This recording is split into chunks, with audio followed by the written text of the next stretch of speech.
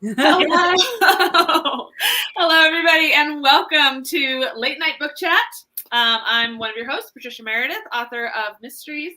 My co-host, Andrew Meredith, author of Fantasies. Exactly. And tonight we have our first live guest, the marvelous, the wonderful, the amazing Tori Tecken. Yay! Thank you for having me. Thank you for coming. I feel like Kermit the Frog at the beginning. We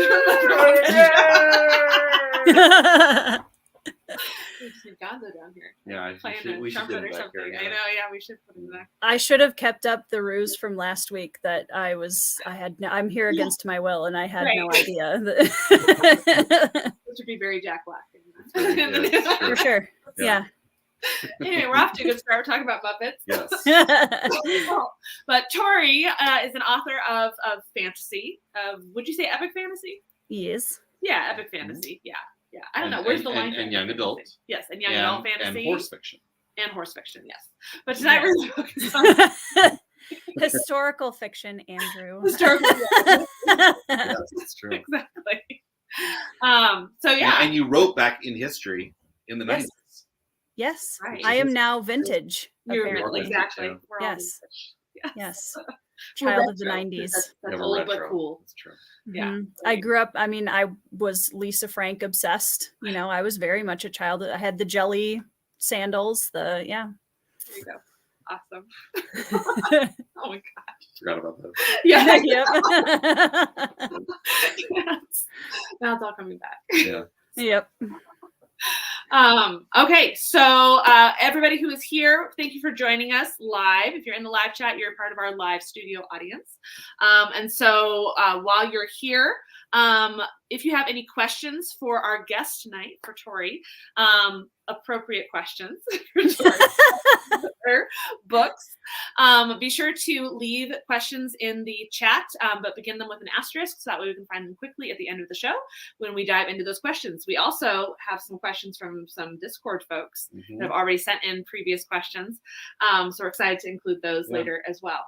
But first, tell us about yourself. Yes. Where are you from? Who are you? I have no idea. So I'm Tori, and I run the channel Tori Talks 2 because Tori Talks 1 was taken.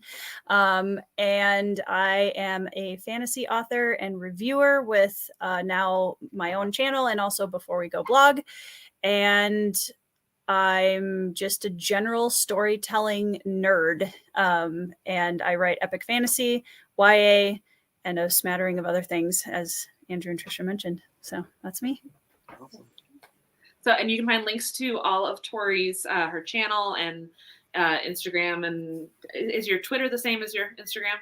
Yeah. I should have asked you that. No. Okay, Hold on. Instagram is Tori Talks 91. Twitter is Tori Talks 2, same as my channel. Oh, there you go. And Okay. YouTube is just Tori Talks. 2. Tori Talks 2. Too. Yes. Yeah, you'll probably find me now if you search Tori Talks. I was gonna say, who is Tori Talks 1? Like nobody. There's a couple other I have Tori passed them in Talks. subscriber count now, though. Right. So, Yes, awesome. yeah. And you can find your website down below too, right? We're ToriTecken.com. Yes. That one's easy to remember. That's Tecken, not Tekken like. Yeah. Yep. There's a game. It's true. Okay. I've never heard that before. Okay. Ever. Never. No. Yeah. No. Okay. So do you want to start with random questions? Sure, yeah. All right. Why don't you ask? I'm so excited. So this is our random They're question all kind of pot. stacked up in there. They just And just mixed up a move them little around. bit. Yeah. There you go. Oh, I got a couple. Oh, okay. Would you rather Okay. go into a fictional world for a week, or pull your favorite fictional character into the real world, our world, I should say, not the real world, for a week? I would rather go into the fictional world to them because the person that came to mind immediately is my favorite fantasy character, Severo from the Red Rising saga, and he would probably break my house and terrify all of my very conservative Midwestern neighbors. But yeah, I would 100% go into Red Rising. Yeah. Right. 100%. Worth the risk. Very much so. Yes. To be an actual howler, absolutely. Okay, so what is the longest book you've ever read? Shogun. Shogun. How long was it? I had James Clavell, which is 1,300 and something pages. Yeah, Wow. yeah. Yeah, How I long think did it take you to read it? 3 months. We did a slow like section per month in the group that I was buddy reading it with, and that actually worked really well, and highly would recommend that for anybody who's intimidated by reading that or any other long books. It was actually really helpful. Yeah. And it was good for me to slow down a little bit. So, yeah. Awesome. This one is apropos to you. Okay. What is the saddest book you've ever read? There's so many. I love sad books. Man, like probably Dead House Gates by Stephen Erickson. That's definitely one of them. That's an immediate, probably that one. Better than Prayer for Owen Meany? No. Okay. I've tried to think if there's any other ones that like really made me cry. Really, I'm sure there are, but that one definitely. I was in a kind of depressive book hangover for like a month after that.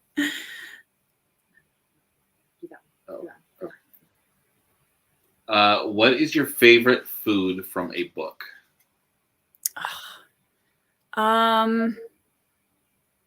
Well, I'm a big fan of Asian cuisine. Mhm. And when I was reading the Greenbone saga, every time the mafia gangsters would go into a restaurant to talk about plans, I was paying a lot of attention to all of the things they were eating because it sounded amazing.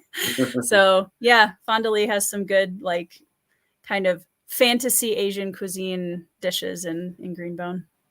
As do you. Oh, thank you. I'm Thank only you. on part 2. Oh, Kijiji cake's so bad. Yes, I was gonna say. Each time they go in and he talks about something that's mint and jasmine. That's the Kiji cakes. That's The the Ubon Kiji squares cake. are the citrus. Yeah. Okay. The citrus. And then what's the other one? Kiji cakes is what Garen likes. Ubon. And then Yes. Right. Yes, Yeah. the Ubon squares. Yeah. Ben and I have talked about making actual recipes for those and doing some experimenting. Yep. Yeah. But the funny thing about that is I actually included more food in the story because I saw this Twitter thread at the time that was like, man, we just more fantasy like food stuff. And I was like, okay, bet. So in the comments, leave your favorite fantasy food, by the way. Yes. Yeah. There you go. And then last question. Do you have a favorite book quote off the top of your head? That's hard to do. But it's going to be slightly butchered because I can't remember the exact wording, but there's a quote from Dead House Gates that is, armor can hide anything, even a child, especially a child. And that's been one of my all-time favorite. I think I got it right, actually. One of my all-time favorite fantasy quotes. yeah, that's a good one. Mm-hmm. Awesome. Well, there you go. Well, we kind of led a little bit into the Bloodstones. Can you tell us a little bit more about, right, this is your newest book? It is. Yep. So Bloodstones is my love letter to everything I love in epic fantasy. Yeah. It is partially Asian inspired. It is the story of a young boy who is taken from his family and forced to become an elite warrior. And the backdrop to that is a succession war in his country, and also the conflict growing between tribal lords to the south. Mm-hmm. And that's kind of the opening to Bloodstones. Very character driven, and a lot of exploration of mental health themes and found family. And of course, there's going to be a motley crew because it's a book that I wrote. So yeah, that's Bloodstones in a nutshell. Andrew, you should read it, by the way. Andrew Wizard. Okay. He hasn't read it yet. The Wizard hasn't read it yet. That's a joke. He was one of my beta readers. That's what I thought. Okay. Speaking of motley crews Yes. and mental health themes. Yes. Yes. You But it's phased. wrote- Also, again, because it's a book I wrote, there will always be mental health themes and motley crews. Those are the two things I can promise my readers will always be in my books, as far as I'm aware. The book that I'm writing right now same thing. Yeah. But yeah, Phased is the story of two werewolf sisters, Val and Lila. And this is basically my rebuttal to a lot of the very, what I would consider like toxic romance, paranormal, YA stuff, because I think werewolves are cool. And I wanted to utilize that theme to explore. It's basically an exploration of PTSD, essentially, told through the eyes of two sisters and the motley crew that they assemble around them as they are trying to avoid being locked up in cells for the rest of their lives. So that is Phased, and I love it dearly. And I'm so glad that it's been surprising a lot of adult fantasy fans, which I like. That a lot of people have really been surprised by how much they've enjoyed Phased. So, yeah. I've been really enjoying Bloodstones. So I'm so glad. I'm so glad I finally I'm so glad. I'm listening to the audiobook, which is read by him. Somehow I missed it on the whole earlier portion. Well, at least you know you like the narrator. Yes, I do. Exactly. Yes, I love the narrator quite a bit. But yeah, I'm loving it so much, Tori. Yay! It's so good. Your character development is so exquisite, and I'm not even done with it yet. I love just the depths that you've gone to with the characters, and it's not in a repetitive or like over your head kind of way. It's in that like slow burn where I'm slowly getting to know them better, and they just get deeper and deeper and more. They're so real. They're so real in that way, right? In that, it's not, here's a paragraph explaining who they are. It's here are a whole bunch of events that you do a very good job showing and not telling. Thank you.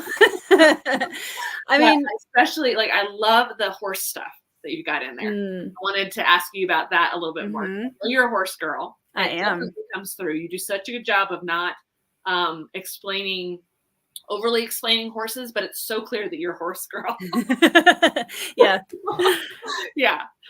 Yeah. I've been riding since I was very young. My 4th birthday party was me driving a team of Belgians at Diamond Tea Ranch. Yeah, Diamond Tea Ranch. Wow. My grandfather was a horseman. My great grandfather owned and traded horses. So it's just in my blood. There's nothing I can do about it.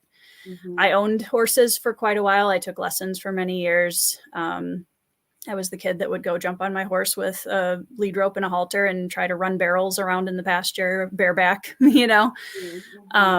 So yeah, I was very excited to write the horse tribes in Bloodstones because it gave me a little bit of an outlet to share a little bit of what a horse rider bond can look like, and just merge it with my love of fantasy. So does the horse's name, like, does that come from anywhere? Is it Brig? Okay. Brig. So the reason why the naming conventions that I used in the Maleki tribes for the horses, they're all very short, and the Maleki language is a little bit more abrupt than the kind of more flowy northern languages that I imagine for the Kateshi people. And so it doesn't mean anything yet because I haven't put it into a like lexicon of any kind yet. But when it came to naming the horses, I wanted something that would be really memorable and really short and punchy. So the 2 horses that are named, 3 horses are Ita and Ro and Brig. Yeah. So short and easy, especially because when you have characters that have longer names, especially in a fantasy novel, just make the horse name simple. Like don't make it more big names that people have to remember. Right. Yeah. So of the 3 horses, which do you feel has the most of your personality put into it? Probably Brig. Yeah, probably Brig. He's like Sindri in the sense that he will, if she sends him into the front lines, he will just like, I think he mirrors Sindri in a lot of ways, but he's also protective of her, because that's part of what the war horses are trained to do, right? Is that they're meant to be kind of, like the sword is the extension of the arm to a warrior. Now the horse is also an extension of the rider in Maleki culture. And so I think Sindri and Brig had to be somewhat similar in that kind of instinctual nature because that they're an extension of each other in that way. Yeah. I hope nothing happens to Brig. I I have received threats already from several people who are like, I swear. Better not kill a horse. Right. Right. Yeah. I mean, the only thing I will say to any of the characters in any of the books that I have received threats for, because there are several, is that I will never do anything just for shock value. Anything I do will be earned, because that is the promise that I have tried to make to my readers. Yeah, absolutely. So, yeah, I'm not in it for gratuitous shock value. Right. Yeah. So, is that one of your biggest pet peeves in writing? Is horse? Yeah. Mm-hmm. Is horse or shock value? I want. Yes. Yeah. Yes. My favorite thing for horses is when you're reading a fantasy novel and, you know, our hero or antagonist or whoever it is has to hop on a horse and flee, and the horse gallops for like 4 days. Yes. Without stopping. And you're just like, yeah, your horse died 3 days ago, by the way. But you know, it's fine. Right. Suspension of disbelief. And sometimes the way that people write horse movements is very odd. Mm-hmm. I'm like, horses don't like do that. Right. Yeah.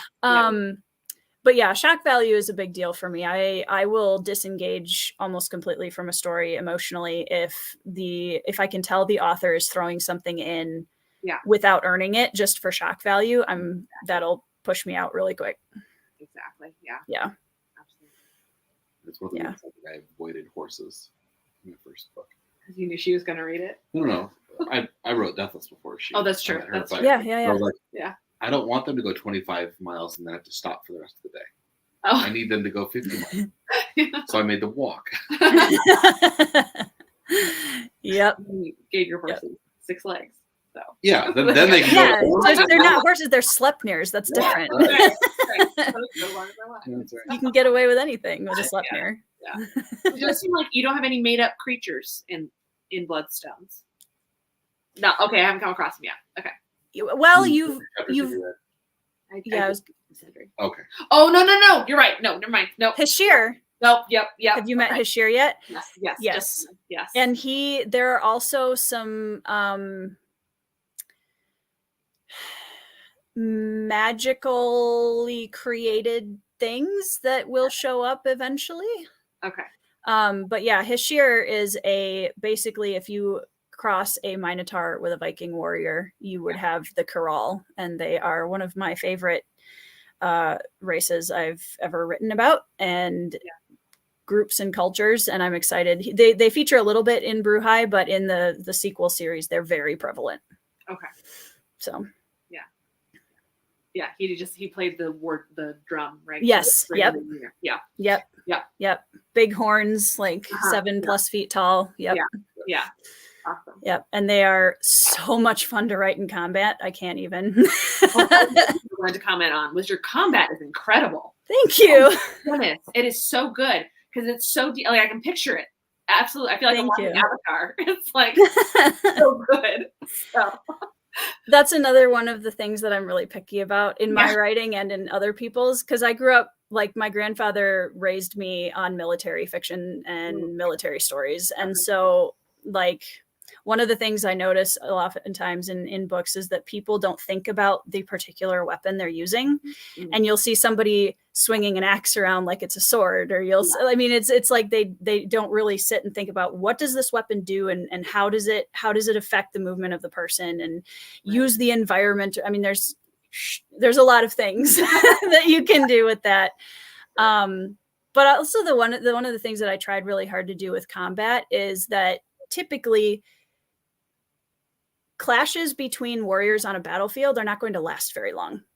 It's maybe 2-3 movements, and then someone's either dead or incapacitated or whatever. So most interactions like that on a battlefield are not going to be super drawn out. And I don't think it's not fun to read when it's been going on for 3 pages, unless it's a very specific duel or something of that nature. So, yeah. So your grandfather introduced you to a lot of early military fiction movies. What were these? What were the inspirations? A lot of what he introduced me. My grandfather is a World War II and Civil War historian. He's one of the world's leading experts on the Minnesota 1st Regiment in the Civil War.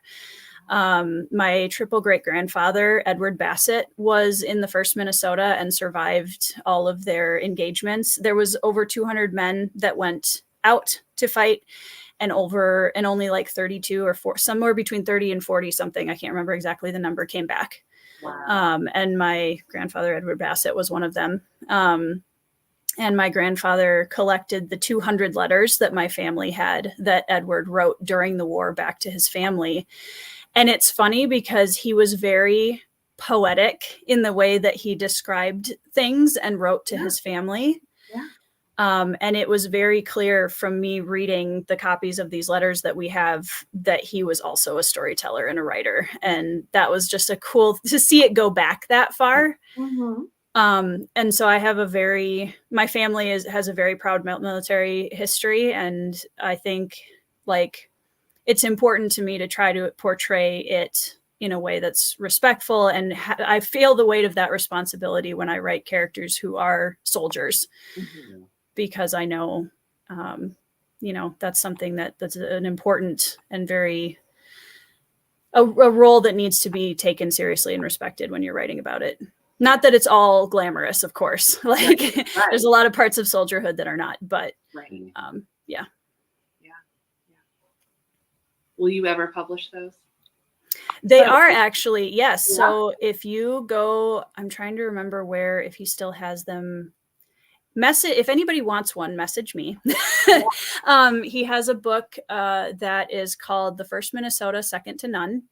And it is a chonker, like 900-page historical volume about the 1st Minnesota's journey through the Civil War, as told primarily through the letters that my triple great grandfather wrote. Wow. And my grandpa and grandma did a ton of research for many years to gather everything. And it's a pretty amazing story of the kind of the front lines and the man in the trenches more than like the kind of upper level officer kind of story. Right. So did that influence Bloodstones? Like when they're training and stuff? I think so. I mean, a lot of it was just when I was very young, I remember just sitting with my grandpa on the couch and he would tell me stories of people he'd met coming out of World War II who had these amazing escapes from, ships and they were in these different really famous battles, and told me about the Civil War. So I've always had a interest in and a respect for characters, whether real or fictitious, who are in the military, and just the things we can learn about ourselves as human beings through those stories. And also what I really resonated with was just the perseverance and resilience of a lot of them. And how it will really expose the truth of who someone is really quickly in a situation like that. And a lot of survival situations do, obviously, but that's just one in particular that I've been very fascinated by. Yeah. Yeah. Does that lead into one of the... So, yeah, it doesn't lead. It takes us to our next chapter. Oh, okay. It's going to lead us to other chapters. Okay. Many chapters. Many chapters. Theme of this outline. Yeah. Mm-hmm. What are you working on right now? Oh, yes. I'm also working on book 2, which is The Queen's Wolf, for Legends of the Bruja. It's going to be a trilogy. And that one I'm kind of slowly letting unfold. That one I'm taking my time, and I'm really, because these characters, I'm doing very deep introspective POVs with all of them, and it's a big world and very complex. So I'm trying to do it justice. And on the side, I am working on a single POV first person narrative of a necromancer bounty hunter in a fantasy Yukon Gold Rush world. And I'm having a blast with it. And that one has been a really good, like, it's keeping the creative gears churning while I'm more slow working through Queen's Wolf. And yeah, I'm really loving both of them right now. I'm really excited about where both of them are going. And yeah, I'm very excited about the next few books that I'll be putting out. So what I'm hearing in your new thing, and then now that I'm reading Bloodstones, I'm realizing how much of an influence, like maybe not Westerns necessarily, but Kurosawa's influence on Westerns and the whole like Asian Western crossover that we see in like Firefly and stuff, but also sure. like, you know, Dirty Dozen is directly inspired by No, Magnificent Seven. Magnificent Seven. Seven Samurai. By Kurosawa's Seven Samurai. The Seven Samurai. Yep. And just the Man in Black is inspired by. Yeah, right. And like Zorro is yep. By, but they're all like the crossover, right, of Asian Western influence, and so I definitely see that in Bloodstone, and I hear it definitely coming out in that one. So, is that something? I didn't know that about myself, but now that you say that, that's very true. Yes, I love Asian storytelling. I remember watching like Crouching Tiger, Hidden Dragon when I was much younger and just loving it. I've always loved samurai lore. I've always loved like Asian folklore and especially Japanese history. And now I'm getting into Korean history, Mongolian history. I've always been really interested in, and I do really love a good Western. Because I think as a what? Such as favorite ones would be Young Guns is probably my absolute favorite. I know I get teased about this all the time. I love the new Magnificent Seven. I think it's hilarious and really deep. Also, the ending, I still cry at that movie. And it's like Denzel Washington, Ethan Hawke, and Chris Pratt. Come on. Right. What more do you want? But yeah, there's been some, and I love some of the older Westerns, even back past Young Guns too, where like the Quigley Down Under with the Tom Selleck and, you know, a lot of those. And Firefly is one of my favorite TV shows of all time. So I love it so much. It's a space Western with a motley crew. What's not to love? Exactly. Go wrong. Yeah. Girl of the 90s, did you also watch like Dr. Quinn, Medicine Woman? And you know, surprisingly not. I was born in 91, so I was definitely a child of the 90s, but I really came into my storytelling, I think, phase when I was kind of at the end of the 90s and into the early 2000s. And I watched a lot of animated shows. More than the live action ones. Lots of Little House on the Prairie. Obviously, that was one that I was into. Cowboys of Moo Mesa. I'm sorry. Cartoon for the 90s about cowboys. Oh. Yeah. Okay. Is that one I should check out, or should I leave it alone? No. That's what I thought. It's like it's a really bad knockoff spinoff from Ninja Turtle era. Oh. They had great action figures, of course. Sure, of course. Cowboys of Moo Mesa. Everything was about the action figures. Oh my God. Everything. Yeah. Well, TMNT was a huge influence on me. The early 2000s version, and I will die on that hill. But Yu-Gi-Oh! Speaking of back to the like Asian storytelling, anime was another big influence on me. In early high school years. Yeah. So are you saying that in Queen's Wolf, runes might show up on a wrist guard? You know what's hilarious about that is that the Bruhai do wear runes in iron plates on their arms. Yeah. Yep. Yeah. So I mean, it's 100% inspired by Yu-Gi-Oh. They're also going to have cards. I summon Garen. Pick your fighter. Although I would love to see, I mean, it would be a cool video game. Anyways. Yes, it would be. Yeah. Yeah. Let's see. Go ahead. You had questions from we had some questions from folks on Discord. Yes. Who wanted to pop in. I'll ask it based on who people are here too right now. Okay. This question comes from Pete of Ponderings of Pete. Why do you inflict so much pain upon us? Misery loves company. It's funny because I think maybe this probably says a lot about me as a person, but I think in our hardest moments, we learn the most about ourselves. And that's really a big theme, I think, in everything I write. I want to expose who my characters are at the absolute hardest moments and at their absolute lows, so that they have something to build out of.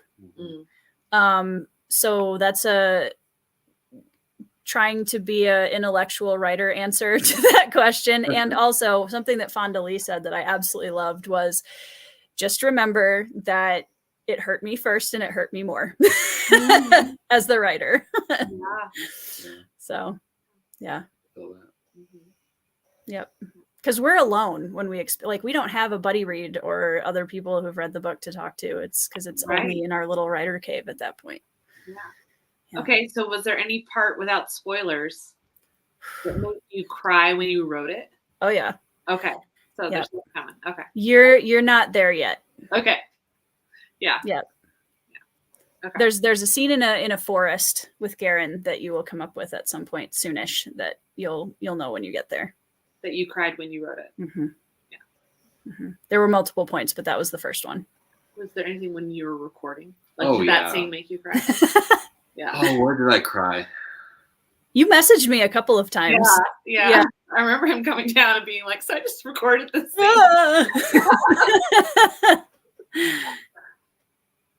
Might have been at the beginning of part 3, I feel like. Yeah. The other forest scene. Mm-hmm. Yep. Okay. All right. So Quinn had a Red Rising question, of course. As a Red Rising fan, would you ever be interested in writing a sci-fi novel? Since you have sci-fi fantasy on your head today. So if I ever dabbled in sci-fi, I'm not opposed to that. If I ever dabble in sci-fi, it's probably going to be something Firefly-esque, where you've got a kind of dramedy motley crew in a spaceship, a junkie spaceship. Like that very much appeals to me. The thing that's always kind of pulled me away, I would want it to be that, because the thing that's always pulled me away from sci-fi is because I feel like the emphasis on world building and the technology used and making everything have to make sense and things kind of scares me a little. But as I get more experience, and I need to read a lot more sci-fi first, but I could see myself doing something Firefly-esque at some point. Yeah. Oh, have a captain named Ral Metals. Yeah, exactly. Yeah. How did you know? Great minds. Yep. All right. Let's see. Kay asks, what tactics do you use to stay motivated in writing? Pure stubbornness. Which is actually only partially a joke.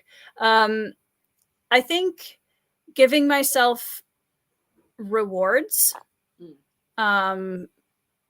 like celebrating milestones, I think is a really big one. I think authors get so focused on the word count that they sometimes forget that, you don't have to write just 3,000 words in a day to celebrate. If you sat down and you wrote something, you have more words on the page. And also celebrating that the word count isn't the only part of the writing process that's important. Yeah. And sometimes you need a day where you're just percolating about the next scenes or the end of the novel in your head. And that's okay. Don't beat yourself up over the fact that you haven't had word count today. You're doing work. It's still work. It just doesn't feel as productive because you can't see the results on the page yet. So where's your favorite place to percolate? Usually at about 1 or 2 in the morning, sitting in my bed while everyone else is sleeping. I'm usually, I try to actually write emotional scenes late at night also, because I know that I will be more in tune with my emotions when I'm tired. Yeah. So a lot of my most emotional scenes I will write at 1 or 2 in the morning. Yeah. That makes sense. In college, we used to always say nothing good ever happens after 2 a.m. Because that's 2 a.m. I'm a night owl.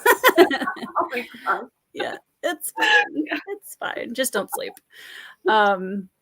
Yeah, but I think it breaks down some of those barriers that hold me back from the emotions that I want to evoke on the page. Yeah. So, yeah.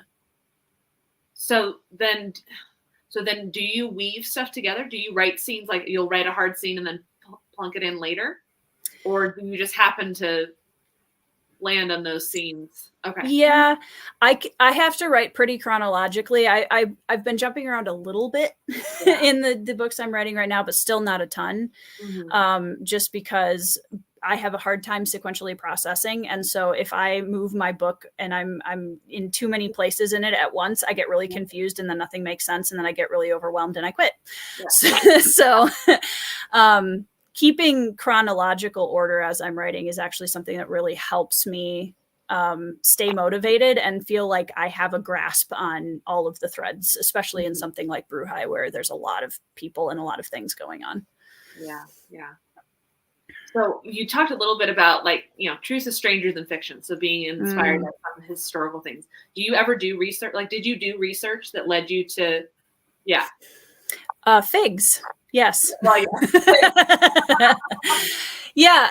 I always joke that I wouldn't be surprised if the FBI shows up at my house because of my search history on Google. As an epic fantasy writer, sometimes you find yourself in rabbit holes that you're like, this without context, this looks very suspicious. Like, Googling like where you would stab somebody for like an instant kill, or like, because as an elite soldier, Garen would know that. Right. I promise that's the only reason. Or like the nutrient values of figs and how they grow, and that was a whole thing. And how like the decomposition stages of a body in water, right. Normal things.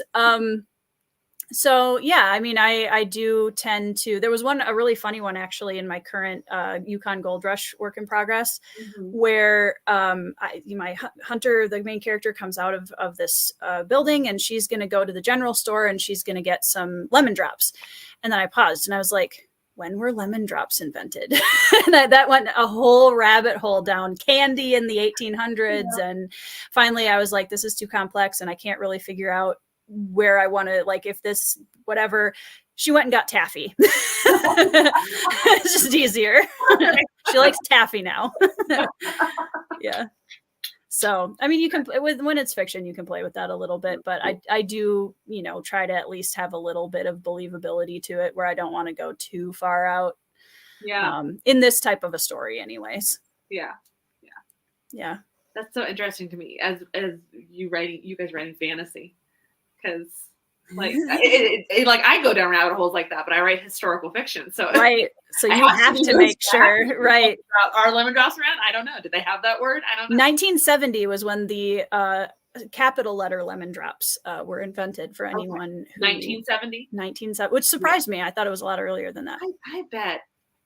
Like citrus candies were not new. So exactly. It means the copyrighted one. Exactly. Right. I thought the hard candy's been around. Yeah, but like citrus, like you said, citrus candies have been around for ages. Yeah. That's much. But I just didn't want to deal with it, so I just taffy. Taffy was booming newly in the late 1800s. So yeah. Yeah. I have a lot of admiration for people who write historical fiction, because I think I would go absolutely bonkers trying to research and be so convinced that everything was going to be wrong and someone was going to yell at me, and it's not. I can't handle the stress. They still will, exactly. Yeah. Somebody like, well, are there wasps with your figs? Right. Yeah. Nobody does that. Nobody. Not real people don't do that. Exactly. Yep. Yep. Oh, side note, really quickly, Ryan in the comments, I actually don't drink coffee, which surprises a lot of people. I have never drunk coffee. What do you do to stay awake? Insomnia. Which one? Horrendous. All right. So Horrendous asks, I heard from at least one writer, I think it was Christopher Rucchio. Is that how you know? Racchio? Yeah, Racchio. That he doesn't read when he writes to not be influenced. So how do you balance, especially as a booktuber, how do you balance your writing and your reading? What you're writing and reading? I typically read less while I'm writing because the time that I would be reading, I am now spending, on my computer writing. But I do read while I write. I think one of the things that I'm a big believer in is that creative input and creative output are equally important. Mm-hmm. And I need just general creativity flowing. So I watch films. I'm pretty good at compartmentalize I'm settled enough in my own voice that when I read, it's to be inspired to why I love storytelling, as opposed to finding ideas or I'm past that point. If I'm already in my book writing, I know what I'm writing, and I don't necessarily I'm not looking for outside influence. I'm just looking for that creative boost to stay connected with storytelling. And I will watch favorite films again, or new ones that I think are going to be good, like creative, encouraging stories to kind of just boost that in general. Yeah. So what's your go-to? Oh man. It depends on the story. Yeah. Some of my favorite, other than the Westerns I mentioned, and Firefly, I rewatched Firefly again recently. Yeah. I love watching, for Bruhai, actually, there's a lot, for anybody who's watched Korean dramas, you will see a huge amount of influence in the structure of the storytelling, and the world and the politics, especially in Bruhai, are very reminiscent of historical K-dramas. Mm-hmm. Because they are brilliant at writing political tension in conversation, where you never know who's telling the truth. You never know, some people will kind of flirt with treason without actually saying it, and they're say one thing and mean another, and it's so brilliantly tightly woven. And I was like, that was my influence for writing the politics, because I just think that style of storytelling is brilliant when it comes to politics specifically. So yeah, Asian, My Country, the New Age, which I've mentioned everywhere, is my favorite K-drama for anybody who wants to watch one. I think it's a great gateway, and it's on Netflix. So, trying to think what else. I just saw Hacksaw Ridge for the first time recently, and that is already in my top movies ever list after seeing it once. Yeah. Warrior with Tom Hardy and Joel Edgerton is a favorite. Pearl Harbor is a favorite. Love that one. A lot of military. Yeah. Yeah. Band of Brothers. A band of brothers, best friends, sibling, found family bonds, anything like that. Yep. King Arthur, the one with, again, Joel Edgerton, and Clive Owen, minus Keira Knightley. Yes. Other than her, it's a perfect movie. Yeah. I will die on that hill also. But yeah. So did you have a lot of Mongolian history and experience before writing this? Because I noticed a lot of Mongolians, especially with the horses. I feel like that felt very Mongolian to me. So when you mentioned that, but you not a ton. I was kind of aware of the Mongolian history to a very light extent, and I knew about Genghis Khan, and I knew about that kind of stuff, and just the general culture of these kind of nomadic horse tribe people. Right. And I love Mongolian music. Yes. But then I had read a book by Con Iggulden, who is a historical fiction writer, who wrote, what's it called? I can't see it. It's the one about Genghis Khan growing up. And I can't remember what the first name of the first book is, but I had read that shortly before I started writing Sindri's character. And I loved getting the very up close and personal view of the horse tribe, and how brutal but also how close to nature it was. And there's just it's such a rich culture. And so I kind of took that, and then took my own ancestry of Nordic and Viking and all that, and I just kind of put them together. Yeah, that's true. I do see a lot of Viking in there too. Mm-hmm. Sindri is a very berserker Viking. Yeah. But put her on a horse instead of a boat. Yeah. Now I'm imagining Sindri in a boat, and that's kind of hilarious. I don't think she would like that very much. No, I don't think Control. Yeah. Right. She would not. She doesn't like heights, and I highly doubt she would like the ocean. Right. The low boat. Yeah. T asks, what is your process for getting started? From taking the world and general idea, or to actually writing something? Where do you start with an idea, and how do you get to the writing portion? I usually start with a character.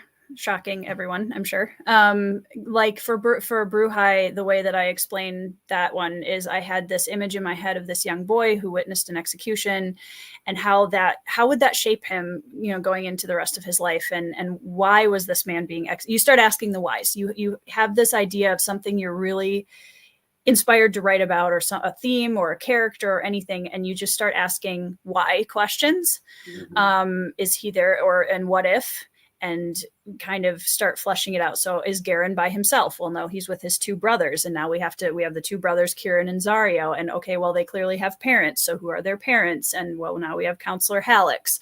Counselor Hallex is noble. He's the advisor to the king. Are there other advisors to the king? What does that government? I mean, you can see how it very quickly from one character just blows up this whole world, and you can kind of play, well, do I want Counselor Hallex to be this kind of a father or this kind of a father, which makes the most sense for the story I'm telling about Garen? Okay, he's going to be, kind of an emotionally absent father, because then these things can happen, and and you can just kind of start building out the pieces. And if that feels really overwhelming, pick a piece, right? Just say just Garen's family, and I'm just going to start with them, and I'm not going to let myself go crazy just yet, but really figure out like who and see who shows up. Because for me, at least, like Sindri wasn't even supposed to be in the book. And I was like, I want to have a character who's in a different country to show the ripple effect of what's happening here in Katesh. Right. And okay, well, it'd be kind of the Maliki people I knew were going to be like horse lords. So that, I want to write one of them. And what would that look like? And Sindri just, she just kind of thundered onto the page, and there she was. And so, which is very her. So once you start breathing some life into that story and those characters, they start responding. And that's a really exciting part of the process, is when they start telling you things about themselves. So I do hear voices in my head. But yeah, I mean, I think that's a beautiful thing. It's not ones that you talk with voices, though. Yeah, exactly. Yeah. No auditory. No auditory. They're just talking, and I get a feeling. Yeah. I think that's the craziest part of writing, though. Yeah. Is how that, how they start taking on a life of their own. Yes. Yeah. Sindri and I had several arguments during Bloodstones where she was like, I would not do that. And I'm like, but for plot, no. Okay. Like, I will never force a character for plot. I won't do it. I hate that. So yeah. Well, and then it doesn't feel real. It doesn't work. No, it's not as organic. Right. Yeah. Yeah. There definitely is an organic process, especially because you're a discovery writer. Yes. You don't, so you didn't have an outline. Did you know how it was going to end, though? You kind of know where the story's going. Yeah. I know what the ending of the trilogy is. I know the major character arc moments for all of the main cast. I know how everyone ends up. Right. Or doesn't, as the case may be. So, yeah. But there's still an aspect of flexibility to that, where if something feels more natural than what I had planned originally, then I'll go with that. Right. That's usually what I do. I try to. I will force somebody into the plot if I've got a plot to go. If something's not working, then I need to keep the plot. Yeah. Entirely. Right. And let it ripple out. Yeah. Right. So we do only have 10 minutes left, but there haven't been many questions in the comment thing. So just a reminder, guys, if you have any questions for her, you're allowed to ask questions. Raise your hand. Please do ask if you have any questions. So we'll give you a couple minutes to do that. Did you have any others from? K.E. Andrews asks, what do you hope readers will take away when they read your books? Tori Tecken. I hope, and I think it's individual. I'm a very big proponent of, like, reading is an individual experience. So everyone's going to take out something that's going to resonate with them personally, that was going to be different from me or the next person reading. But I hope that my worlds are immersive to the point where readers feel like they're being invited in. I hope that my readers trust me, that I am not doing, like I said before, anything for shock value, that I will try to earn everything that I do in the story. And at the end of the day, I just hope that these are characters that stay with people for a long time, that really emotionally impact the reader. Yeah. Very good. Well, that's what my favorite stories do. Yeah, exactly. And I just want to return the favor. Yeah. Yep. And this is only the first book. I'm excited that you're doing it. So, well, now I have a standard to meet, which is terrifying. Yeah, it's terrifying, but it's worth it. Amazing. Yeah. And not even just a trilogy.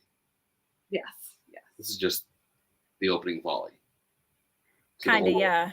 Yeah. I mean, yes, there's going to be a follow-up sequel series that I started working on 10 years ago. That Bruhai is kind of the prequel for that. Yeah. And there would be a novella that will bridge the gap between the two of them, that goes back thousands of years to explain why the magic is gone. So, yeah. And that's going to be a very difficult novella to write, because it's where magic is very limited in the scope of the world now. When I am going to go back to, it was not. And so it's going to be a very different world for me to write in, even though it's the same world. Yeah. Mm-hmm. That'll be really interesting. Mm-hmm. Yeah. I'm excited about it. So you had questions signing at the top? No, there were no questions so far. Okay. This is yeah. So sure. Yeah. So so some Okie dude is asking, so do you have any GRM or Lynch shenanigans? Lynch, maybe. Yeah. Yeah. I like, I've read A Song of Ice and Fire. I understand why it's really popular. It's not like one of my favorite series for a lot of reasons. But I'm a massive, like when the fourth Gentleman Bastards book drops, everything leaves. Like I will drop everything for that book. Yeah. So would you say that has influenced I'm blanking on the first book. Lies of Locke Lamora. Yeah, Lies of Locke Lamora. 100%. Would you say that influenced, you're right. Absolutely. It's one of my favorites. Yep. Yeah. Absolutely love it. Excellent. And Britain, no, I don't intend to take forever. Yeah. Yes. Oh, Yeah. gotcha. Yes. He'll in let your you. delivery. Yes. Yeah. But also, I do love Scott Lynch's writing. I think he's brilliant. Underrated, in my opinion. At least he keeps writing books and putting them out. Yes. Yes. Also, yours has a lot less language. Yes. That's my very foul mouthed. I am a lot less sailor mouthed in my books than a lot of my favorite books are. I appreciate that. That does, it's part of that is like growing up with the military stories and all of that kind of stuff. That's never really bothered me. Oh, that's true. That's true. No, absolutely. But like Severo is a lot. Yeah. He's an experience. So, but yeah. So, did you have any other questions? No, I think that was it. Okay. All right. Well, we have a few more minutes. We do. You want to do one more random question? Yeah, let's do another question. No. Actually, I want to hear more something. about your work in progress. Like, what can we expect from you in the next year? 2 months. Yeah, in the next 2 months. Yeah, right. Finish it, Tori. Come on. I'm trying. Well, with Queen's Wolf, for anybody that's read Bloodstones, you can definitely expect some convergences, which I don't think is a massive spoiler at this point. And Bloodstones is setting up a lot of things for the rest of the trilogy. I am a big believer in the fact that book number 2 should not be a filler for book number 3. So I'm really looking forward to getting some hard hits in with this second book, and really it's going to be lot more military focused. It's going to be a lot of action. It's going to be a lot of convergence of characters. It's going to be a lot of moving pieces on a chessboard. You know, the pieces are in place kind of at the end of book one, and now the chessboard's in play. So it's going to be fun and mildly terrifying to try to chess master all of that. But more horses and more Sindri and more, you know, Bruhai and all of the things. So. And Zario. And Zario, yes. That kind of gives away that he's going to make it to the end of the show. I mean, I don't feel like it's a huge spoiler that like the main POVs are making it to the second book, but yeah, it's not fine. always. Not writing a murder mystery. Right, You can get away with That's true. See, Trisha doesn't trust me already because she's a murder mystery writer. She's like, who's gonna die? Who's dying? Where's the body? Well, you promised me it would be worth it, so.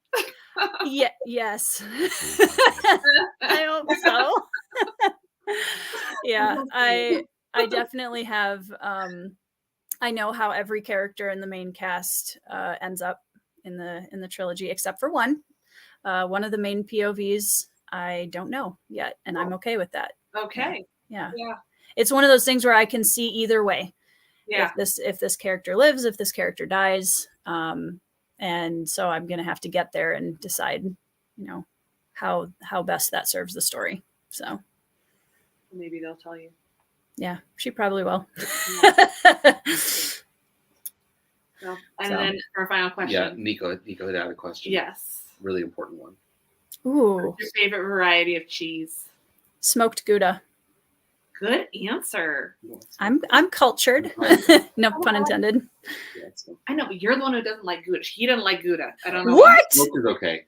I'm leaving. I'm Red Dragon. Yes, I love Red Dragon. So Red Dragon has like little pops of mustard seeds in it. Oh. And it's made with ale. It's really good. Oh, sure. But then my go-to is Beecher's. Is the white cheddar from Beecher's because we lived in Seattle and we got to see it made. Yep, overnight. fresh cheese curd right off of the fat. So good. So good. It's my go-to. That sounds good.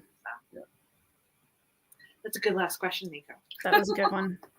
All right. So where can we find you and all that? Well, I'm very active on Twitter. Yeah. I'm not very active on Instagram. Sometimes I remember that I'm on someone's channel and I need to repost things. And that's about the extent of my Twitter activity. Or my Instagram activity, but Twitter I'm very active on. I'm very active on my channel. I have a Patreon exclusive Discord that you can find under the information under any of my videos on my channel, where I have a lot of wonderful people in a small community where we are just nerds about books and storytelling and lots of things, food and pets. And it's a great little community. But yeah, those are kind of the main places to find me. My website does have little markers of percentages of how far I am on my work in progresses on the homepage. If anybody wants to check that out, ToriTecken.com. And that's the main ones. Yeah. Huh. Awesome. Oh yes, links below. Yes. And your YouTube channel, of course. Yes, and I usually post 1 to 2 videos a week. Yeah. And share my experiences with books. And I'm hoping to get into some writing videos in the near future. Good. So, yeah. We'll say, those who are watching now, those who are watching now in the future, please remember to support your local authors, your favorite authors. Support them, buy their books, follow them, shower them with praise. Tell everyone that you love your books. And you know, as a community, we're all pitching for each other to make sure that we're putting out print, ebook, audiobook. Yeah. Because that is what we're here to do, is tell stories, and we need the stories to be read. Yep. Or they're just being screamed to the void. So. Well, and that's, I mean, thankfully, because I have a wonderful narrator friend, I'm pointing the wrong direction. My book is available in all 3 formats. You can get a paperback, ebook, or audiobook. Andrew is the narrator, and I have heard everyone that's been listening to the audiobook has been absolutely loving it. Everybody's been just raving about his performance of the characters. So if you prefer audiobooks, they are everywhere you can find audiobooks. So Yeah. But just look at this gorgeous book. Beautiful. I love it. So it turned out so well. I'm really happy with it. Yeah. Yeah. It's got all And I do have a few signed paperbacks left on my website. There you go. Okay. So I don't know how long it'll be before I order another box. So if you want one, I would order it now. You also will get a cool Brew High Mask sticker if you order it off of my website. So Awesome. Excellent. All right. Well, thank you all for joining us tonight. Yeah. Thank you so much, Tori. for coming yeah, on. thank you guys for having me. This was really fun. Thank you Absolutely. for coming on. Anytime. Yes. Yeah. who's our guest next week? Our guest next week Is Trisha, me. because we're going to be doing the cover reveal Yes. for your new book for next my week. new Yes. for my new cozy mystery, Yes. which is Murder She Wrote meets Golden Girls with a lot of birds. Have you and said yes, on our show? yeah, Slings and Sparrows. It's first in the Goose and Penny mysteries. So, but we'll tell you more about that next week. So you can hit the notification bell for that now. Yep, right now, it's already up. Yep, it's already up. And then after that, we'll have another live guest. And we're cruising forward. Yep. So thank you all for joining us tonight, and have a wonderful evening. And we'll see Great you week. next Monday. Bye. Bye, everybody.